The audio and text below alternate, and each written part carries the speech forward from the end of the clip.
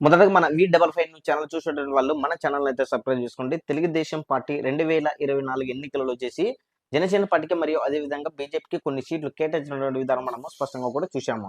అంటే జనసేన పార్టీకి 21 సీట్ ఇవ్వడం జరిగింది. అదేవిధంగా బీజేపీకి వచ్చేసి 10 స్థానాలు కూడా కేటాయించింది. అయితే ఈ యొక్క స్థానాలలో వచ్చేసి దాదాపుగా వచ్చేసి బీజేపీ 8 స్థానాలు గెలిచింది. అదేవిధంగా జనసేన పార్టీ వచ్చేసి 21 స్థానాలు కైవసం చేసుకున్నటువంటి విషయం మనం గమనించాము.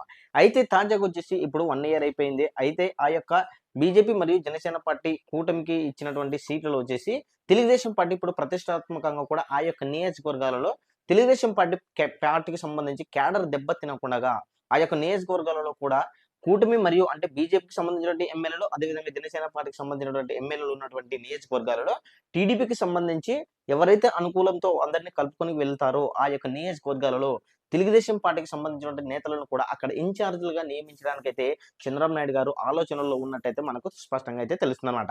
ఎందుకంటే ఇప్పుడు కూటమి ఉంది కాబట్టి అక్కడ నియోజకవర్గాలలో ఎమ్మెల్యేలు అయితే బీజేపీ మరియు జనసేన పార్టీ వాళ్ళు ఉంటారు.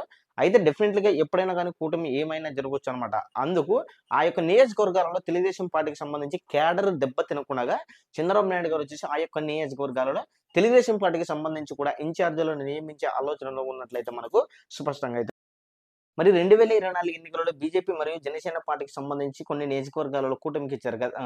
వాళ్ళకిచ్చారు. ఆ యొక్క నియోజకవర్గాలలో మీ యొక్క ఏరియాలో ఏ యొక్క నాయకునికి సీట్ ఇస్తే ఇన్‌చార్జ్ ఇస్తే బాగుంటుంది అనేది మీ యొక్క అభిప్రాయాన్ని ఆ యొక్క నియోజకవర్గాన్ని మెన్షన్ చేస్తూ అదేవిధంగా మీరు కామెంట్ సెక్షన్ కూడా తెలియజేయండి.